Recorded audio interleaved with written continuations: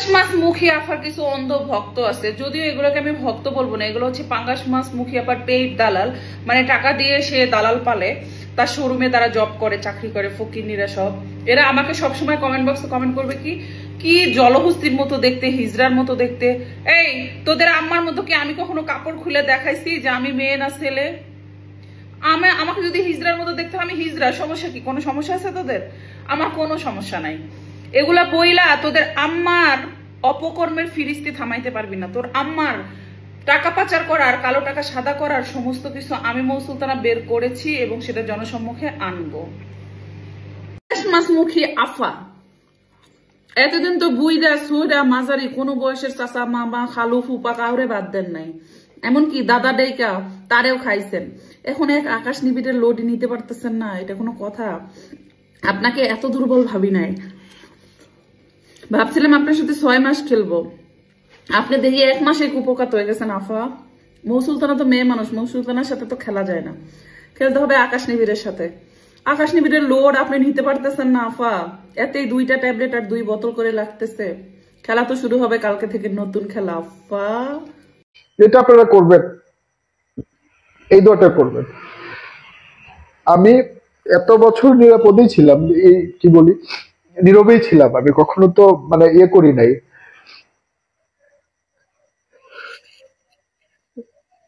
আপনারা ভালো থাকবেন। আমার যদি কোনো ভুল থাকে, আমি কারো মনে আঘাত দিয়ে থাকে, আমাকে ক্ষমা করে দিবেন। আমি কাউকে ছোট করার জন্য, কাউকে ব্যক্তিগতভাবে আঘাত করার জন্য আমি কোনো কথা বলি নাই। ইভেন তনিকেও আমি কোনো ব্যক্তিগতভাবে আঘাত করতে চাই নাই। তবে তনি, তুমি সাদবিকে নিয়ে, সাদবিকে জড়ায় আমার বাবা মেয়ের সম্পর্কের মধ্যে যে পোস্ট করছো, তুমি যদি একজন ভালো মানুষ হয়ে থাকো, যদি ভালো মা হয়ে থাকো, তুমি, আমি বলবো যে তুমি আবারও সরি বলো। সরি বললা তুমি তোমার মতো করে থাকো, আমাকে আমার মতো করে থাকতে দাও। আমার মেয়েটার সাথে আমার একটা ভালো সম্পর্ক, সেই সম্পর্কটা, মেয়েটাকে বাবার আদর থেকে যেভাবে বঞ্চিত করতেছো, এটা করো না, এটা করো না। কারণ এতগুলা মানুষের জীবন নষ্ট করার অধিকার তোমাকে কেউ দেয় নাই। এই অধিকার তোমার নাই, এই রাইট তোমার নাই।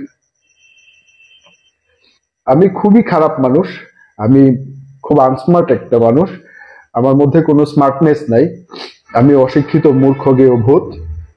বাট এইটুকু বুঝি, কারো জীবন নষ্ট করার রাইট আমার নাই।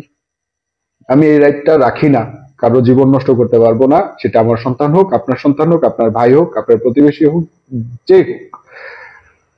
এবং আপনাদের কাছে বলি, শুধুমাত্র সানবির কথা বলে গেলে তো সেলফিশ বাবা হয়ে গেলাম না।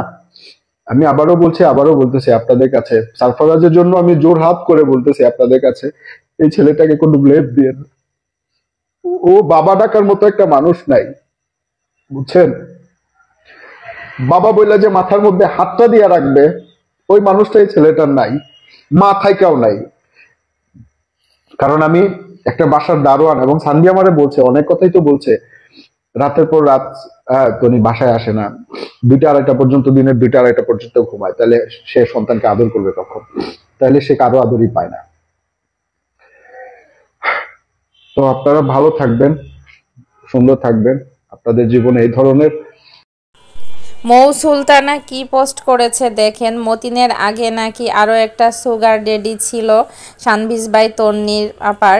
তো এভাবেই কিন্তু মৌ সুলতানা অনেকগুলা পোস্ট করেছে যে খাটাস পাঙাশ মাছ মুখী বলে ইউকে ভিসা নাকি অনেক কঠিন, এরকমভাবে আর কি পোস্ট করেছে যে বুড়ি।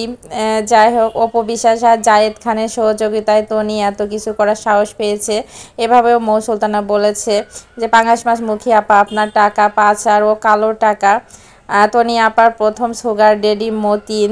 যাই হোক, এইভাবে কিন্তু অনেকগুলা পোস্ট করেছে। আরও বলেছে যে গতকালকে আর কি সে পালিয়েছে, খেলা শুরু হওয়ার আগেই নাকি শানভিজ বাই তনি পালিয়েছে।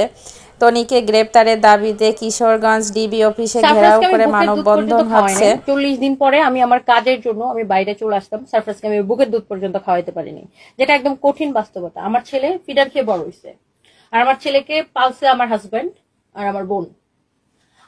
যে হাজবেন্ড আর যে বোন তোর ছেলেকে পালছে সেই হাজবেন্ডকে তুই খুন করছিস, আর সেই বোনকে তুই তোর বাড়ি থেকে লাথি দিয়ে বের করে দিছিস, বোনের সাথে খারাপ ব্যবহার করছিস, বোনের সংসারে অশান্তি লাগাইছিস। বাইদানি মহিলা, তোর জীবনেও ক্ষমা নাই। তুই যেগুলো করছিস তোর জীবনেও ক্ষমা নাই। এই সারা দুনিয়ায় কি আর মানুষ বাচ্চা পালে না? সারা দুনিয়ায় কি মানুষ কাজ করে না? তারা কি বাচ্চাকে বুকের দুধ খাওয়ায় না? চোর মহিলা। মাস মুখিয়া আজকে বিএনপির যে চেয়ারপারসন এখন বর্তমানে, সে হচ্ছে তারেক রহমান, তার একটি পোস্ট শেয়ার করেছে। সে নিজেকে এখন অসহায় নারী বলে দাবি করতেছে। তুই অসহায় নারী? তুই অসহায় নারী? স্টুপিড মহিলা, তুই কতগুলো নারীকে অসহায় বানিয়েছিস। তুই যাদের সংসারে নাক গলিয়েছিস, যাদের কাছে পরকিয়া করে তাদের সংসারে অশান্তি বাজাইছিস, সেই নারীরা হচ্ছে অসহায়। সেই নারীরা তোর বিরুদ্ধে সাক্ষী দিবে, প্রস্তুত আছে, তুই চিন্তা করিস না। তুই আওয়ামী লীগের সময় আওয়ামী লীগের পাচাটস, বিএনপির সময় বিএনপির পাচাটস, পোল্টিবাজ হইছো না? পোল্টিবাজ হইছো, অসভ্য বেয়াদব মহিলা। নিজের বাবা মেয়ের সম্পর্কের মধ্যে ঝামেলা বাঁধাইছো। তোর মেয়ে একটা টিনেজ মেয়ে, তোর মেয়েকে তুই যা শিখাবি তোর মেয়ে সেটা বলবে, এটা সবাই বুঝে। তুই যে কি পরিমাণে অসভ্য আর বেয়াদব তার সব প্রমাণ আমাদের কাছে আছে।